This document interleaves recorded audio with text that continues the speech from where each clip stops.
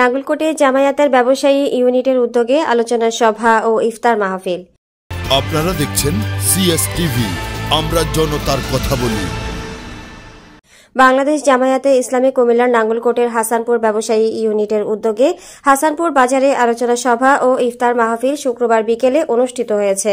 অনুষ্ঠানে বাংলাদেশ জামায়াতে ইসলামী ঢালুয়া ইউনিয়ন ৩ নং ওয়ার্ড সহ সভাপতি তাজুল ইসলামের সভাপতিত্বে প্রধান অতিথির বক্তব্য রাখেন বাংলাদেশ জামায়াতে ইসলামী কেন্দ্রীয় মজলিসে সুরা সদস্য ও ঢাকা মহানগর উত্তর সহকারী সেক্রেটারি মাওলানা মোহাম্মদ ইয়াসিন আরাফাত।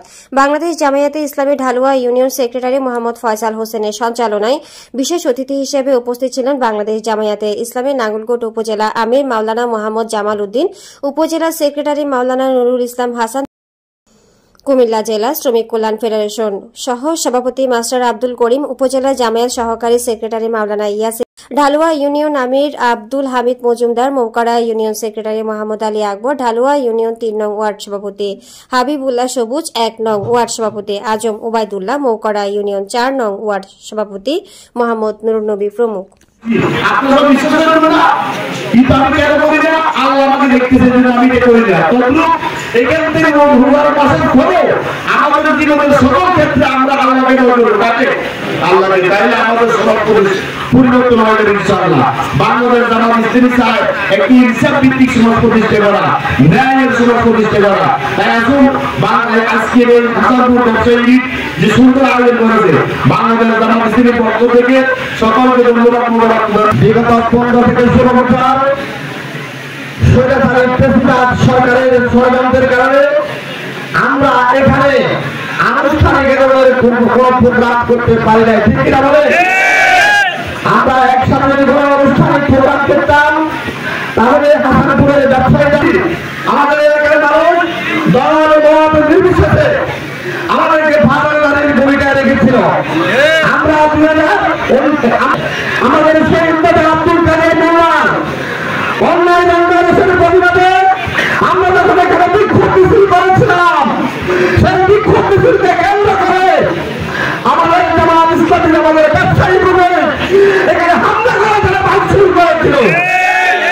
শুধু এখানে তারা খেলতে নয়, 2016 সালে জামাত ইসলামীর পক্ষ থেকে মনোনীত হয়ে আমি ঢালুয়া বৈঠকে নির্বাচনে প্রতিদ্বন্দ্বিতা করেছিলাম। সেদিন অন্যায়ভাবে হাসানপুর রেল স্টেশন ভাঙচুর করে আমি আমাদের ইয়াসিন মজুমদার রবিউল সহ এলাকায় জামাত শিবির নেতা কর্মীদের বিরুদ্ধে মিথ্যা মামলা আমাদেরকে অভিযুক্ত করেছে। আমরা কথা বলার কোনো স্পেস পাই নাই।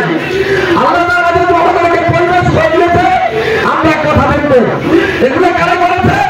এলাকার মানুষ সাক্ষী, আপনারা জানেন সকলের উপস্থিতি। আমরা যারা জামাত ইসলামী করি, আমরা কোনো ব্যক্তিকে প্রতিষ্ঠিত করার জন্য রাজনীতি করি না, আমরা কোনো চালাবাজের রাজনীতি করি না, আমরা কোনো দর্শনের রাজনীতি করি না, আমরা কোনো টেন্ডারবাজির রাজনীতি করি না। আমরা বাস স্টেশন, ট্রেন স্টেশন থেকে টাকা তুলে জীবন গ্রহণ করার রাজনীতি করি না।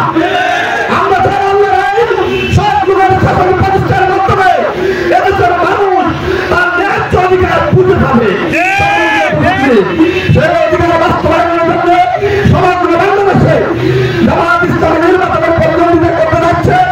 আগামী দিনে আমাদের নাঙ্গলকোটে জনঅধিকার নেতা তারুণ্যের অহংকার, তৎকালীন ঢাকা বিশ্ববিদ্যালয়ের পুরুষ ছাত্রতা জনতা আমরা আপনাদেরকে বলব, সকলকে দেখেছেন আপনারা, সকলের সাথে ভুল করেছেন, একবার আমাদেরকে শুনতেন। আমরা কোনো কেন্দ্রবাদী যেহেতু করি না, চালাবাদী যেহেতু করি না, কোনো রাস্তায় যেহেতু করি না, আমরা আপনাদের উপকার করার প্রতিশ্রুতি দিচ্ছি। জামাত ইসলামীকে যদি আপনারা শুনতেন, আমরা একটি কল্যাণমুখী, ইসলামভিত্তিক, সুন্দর, সমৃদ্ধ বাংলাদেশ গড়ে তোলার চেষ্টা করব।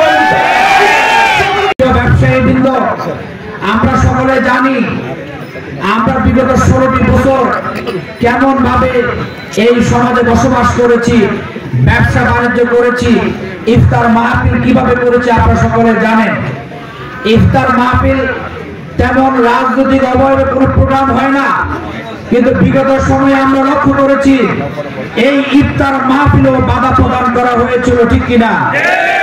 প্রিয় ভাইরা আমার, শুধু তাই নয়, আমরা বিশ্বের তৃতীয় বৃহত্তম মুসলিম দেশ, এই বিশ্বের তৃতীয় বৃহত্তম মুসলিম দেশ হওয়ার পরেও এই দেশে কোরআন তালিমের প্রোগ্রাম থেকে আমাদের মা বোনদের গ্রেফতার করে কারাগারে নিক্ষেপ করা হয়েছিল, ঠিক কিনা?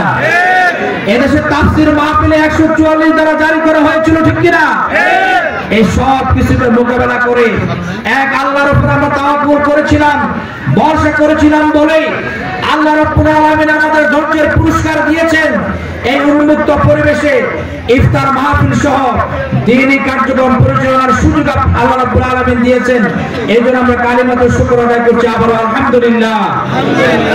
সম্মানিত ব্যবসায়ীবৃন্দ, সমাজের ব্যবসায়ীরা এই সমাজের মানুষের সাথে ওতপ্রোতভাবে জড়িত থাকে, কারণ লেনদেন হয়ে থাকে মূলত ব্যবসায়ীদের সাথে।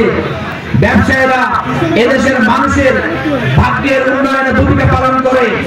আবার এই সমাজের কিছু ব্যবসায়ী থাকে যারা নিজেরা সম্পদ মজুতদারি করে খারাপ ভালো সম্পদের সাথে খারাপ সম্পদ মিশিয়ে মুনাফা লাভের চেষ্টা করে। এরকম ব্যবসায়ী এই সমাজে আছে কিনা?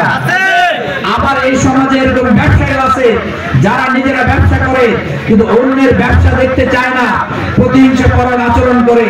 এই রমজান থেকে আমরা শিক্ষা গ্রহণ করে আমরা সকলে, রাসূল করিম সাল্লাল্লাহু আলাইহি ওয়াসাল্লাম ব্যবসায়ী ছিলেন, তিনি একজন আদর্শ ব্যবসায়ের মুক্ত প্রতীক ছিলেন। আমরা ওজনের সঠিক পরিমাণে দিব, কখনো কম দিব না।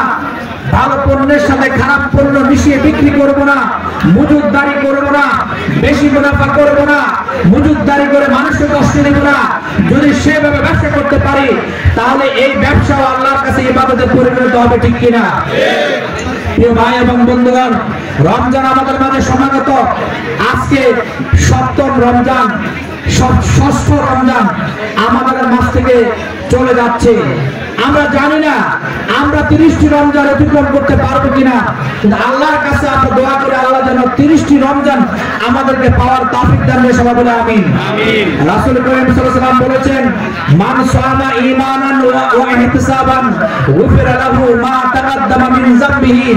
যে ব্যক্তি ঈমান এবং ইহতিসাবের সাথে রমজানের রোজা পালন করবে, আল্লাহ তার জীবনের গুনাহসমূহ মাফ করে দিবেন।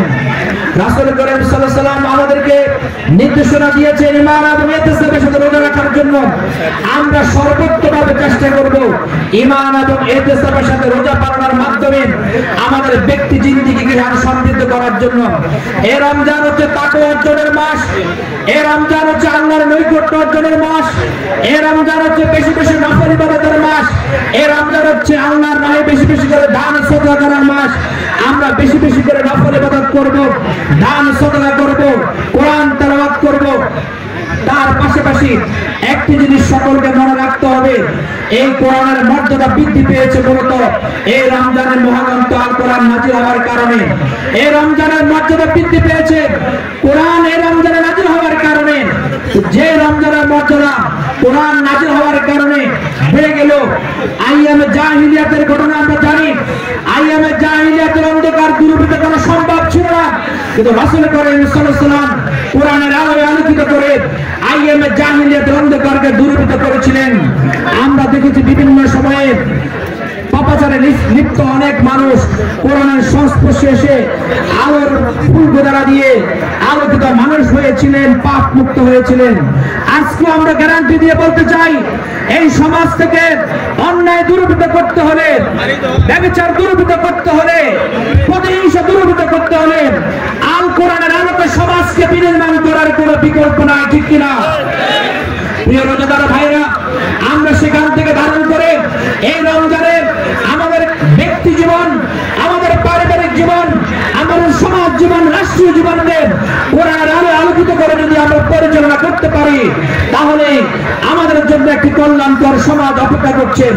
আজকে বাংলাদেশ জামাত ইসলামী এত জুলুমের পরেও, নির্যাতন নিপীড়নের পরেও এই কোরআনের আলোকে সমাজকে পরিবর্তন করার জন্য অঙ্গীকারবদ্ধ হয়ে আজকে জামাত ইসলামী কোরআনের শাসন প্রতিষ্ঠার কাজ করে যাচ্ছে, কোরআনের সমাজ প্রতিষ্ঠার কাজ করে যাচ্ছে। আজকে হাসানপুরের ব্যবসায়ী বৃন্দকে, এই এলাকাবাসীকে আমি উদাত্ত আহ্বান জানাতে চাই, আপনি এমন একটি সমাজ ব্যবস্থা খুঁজে দেখুন, যেই সমাজ ব্যবস্থা যদি সেখানে কোরআন না থাকে সেখানে কখনো শান্তি আসেনি, ইসলাম না থাকে সেখানে কখনো শান্তি আসেনি। ইসলাম দিয়ে, কোরআন দিয়ে আমরা বাংলার সমাজকে বিনির্মাণ করতে চাই, যেখানে কোনো রাজনীতি থাকবে না, সন্ত্রাস থাকবে না, দুর্নীতি থাকবে না, চাঁদাবাজি থাকবে না। সেরকম একটি সমাজ বিনির্মাণের জন্য আজকে বাংলাদেশ জামায়াত ইসলামী ভূমিকা পালন করছে। এই নাঙ্গলকোট সদর দক্ষিণ লালমাই এই আসনটিকে আমরা কোরআনের আলোয় আলোকিত করে গড়ে তুলতে চাই। এই জন্য সম্মানিত ওলামায়ে কেরাম, ইমাম, খতিব, শিক্ষক, ব্যবসায়ী, শ্রমিক, মজুর, যুবক, তরুণ, আমাদের মা বোনেরা সহ সকলকে নিয়ে আমরা একটি সমৃদ্ধ নাঙ্গলকোট গড়ে তুলতে চাই। আপনাকে পাশে থাকবেন ইনশাআল্লাহ? ইনশাআল্লাহ আমাদের কবুল করে সকলে বলে আমিন। আপনারা দেখছেন CS টিভি, আমরা জনতার কথা বলি।